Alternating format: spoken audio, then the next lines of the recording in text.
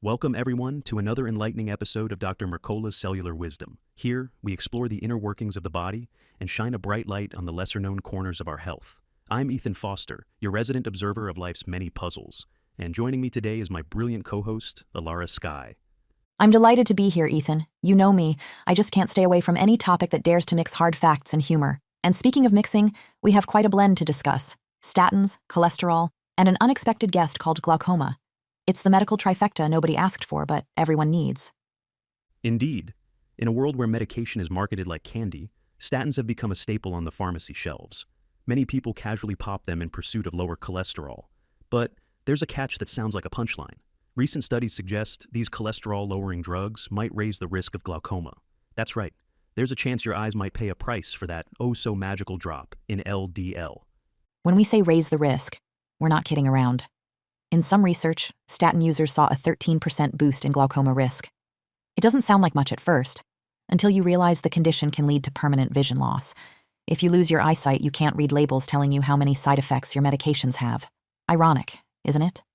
Certainly a twist no one would wish upon themselves. Glaucoma, for those who don't know, is an eye condition that often sneaks up on people. It damages the optic nerve, sometimes through higher pressure inside the eye.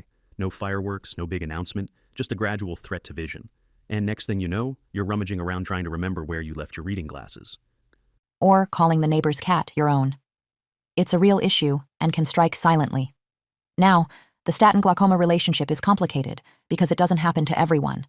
However, the correlation is strong enough to raise eyebrows, especially for folks aged 60 to 69. One study said these individuals have a whopping 28% greater likelihood of developing glaucoma if they're on statins. That's quite a high number, and as you pointed out, not everyone is guaranteed to develop it, but it's a signal that we shouldn't treat statins like harmless candy. If anything, we should treat them more like that questionable office coffee. Fine for some people, but not something you want to drink every single day without checking the ingredients. And if the taste alone doesn't deter you, maybe the side effects will. The conversation doesn't stop at glaucoma. Statins also come with an increased risk of type 2 diabetes, muscle issues, cataracts, neurological complications, and one of my personal pet peeves, the depletion of CoQ10.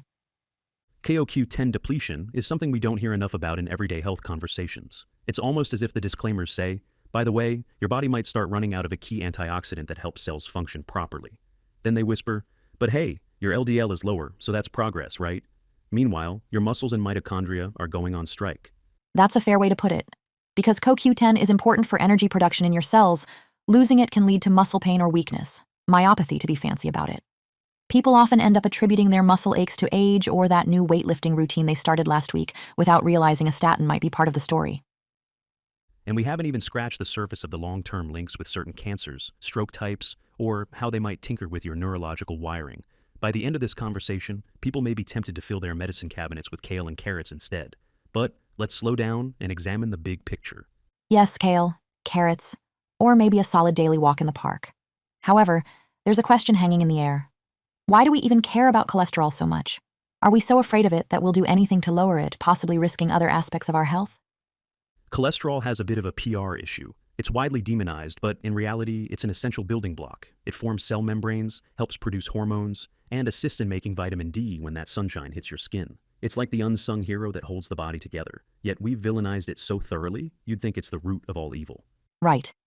If a researcher discovered cholesterol tomorrow and said, here's a molecule that keeps your cells in shape, boosts hormone production, aids digestion through bile acids, and even helps your nerves signal efficiently, we'd call it a wonder substance.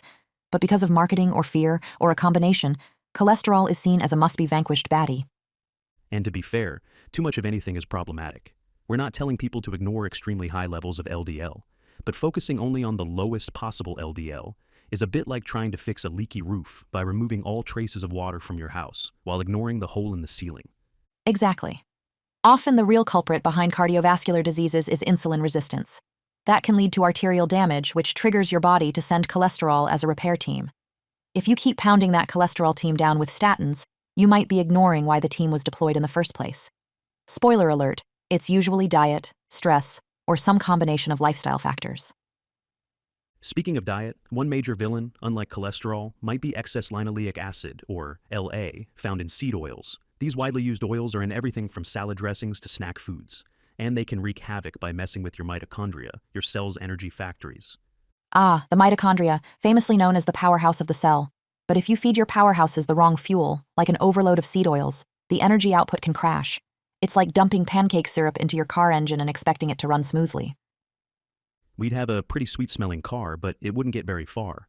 Excess LA can also contribute to a vicious cycle. It damages cells, triggers inflammation, and further aggravates insulin resistance. Next thing you know, your tissues are on a downhill spiral, energy production plummets, and you might end up with more than a few unwelcome health surprises.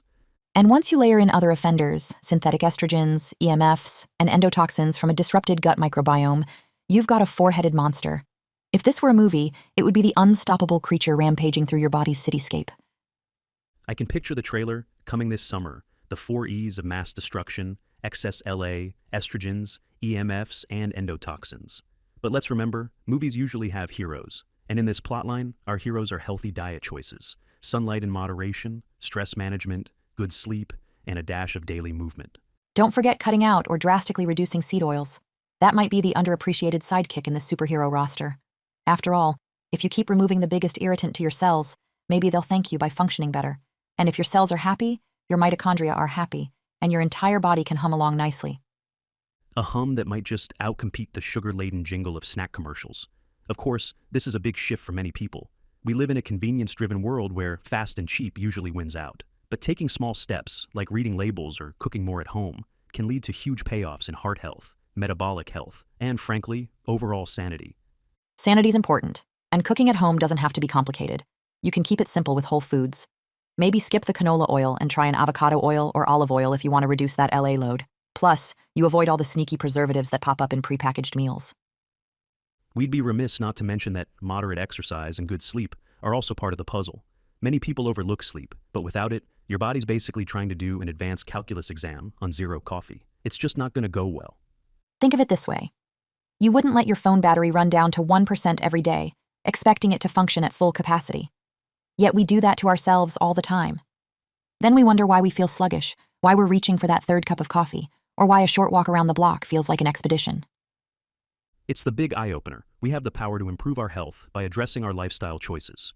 Statins can lower that one number on a blood test, LDL cholesterol, but they can also introduce other problems. Perhaps the better question is, what's causing that LDL to be high in the first place? Could it be all that refined sugar, processed seed oils, chronic stress? Or that mythical 2 a.m. pizza run. It's easier to blame cholesterol than admit we might need to cut back on the extra large combo. But let's be honest, your body is way more complex than a single number on a chart. If your arterial walls are inflamed from high insulin or toxin overload, cholesterol's basically the handyman trying to patch things up. So statins step in and chase away the handyman while leaving the leaky pipe alone. Then we act shocked when the water damage starts elsewhere, like in our eyes, muscles, or metabolic system. I see what you did there, tying it all back to that potential link with glaucoma. If your body is busy dealing with misguided medication signals, it might fail to regulate the delicate pressure in your eyes. Meanwhile, the people who rely on statins for years might be at the highest risk of these hidden downsides. It's a sobering thought, especially since glaucoma can go undetected for a long time. Eye pressure can rise, optic nerve fibers can suffer damage, and all while we remain blissfully ignorant. By the time we notice something's off, it might be too late to fully recover. And that's why routine checkups can be so vital. If you're going to be on statins, or any long-term medication really, it's wise to keep an eye on what else could be happening in the body. Sometimes we think, I'll take my pills and everything else is fine, but bodies just don't work that way. They're intricate systems, a tapestry of signals and feedback loops. A medication that targets one area can inadvertently tug at another thread and unravel a completely different piece of the puzzle. Well said. Which is why focusing on the root of the problem, like insulin resistance or an inflammatory diet, usually yields better results in the long run. You give your body a chance to heal itself rather than forcing it to follow a narrow directive. Exactly. If we rewrite the cholesterol story from enemy to ally in the right amounts, we also open the door to better lifestyle choices. We see the bigger picture. How do we ensure we don't keep irritating our arterial walls in the first place? One plan is to reduce or eliminate ultra-processed foods and seed oils. Another plan is to steer clear of environmental toxins, like xenoestrogens found in plastic containers. Then we can limit our exposure to electromagnetic fields by not hugging our routers at night. And, of course, maintain a healthy gut to minimize endotoxins, or as I like to call it, the 4 E's approach. Banish excess LA, limit estrogens, reduce EMFs, and tackle endotoxins. That might just be the best acronym to come out of a podcast in a long time. It's practical, and it covers so much ground. If you can get a handle on those four, you're drastically improving your cellular environment. Your mitochondria might even throw a little party. They'd invite CoQ10 to DJ the event, and that's another angle. If you're on statins for any reason, consider the possibility that your CoQ10 levels may need some support. Without it, your energy production suffers, and your muscles might stage a revolt. I can just hear them chanting, "We want CoQ10. We want CoQ10." It's an oddly specific protest, but it sums up how our bodies silently ask for what they need.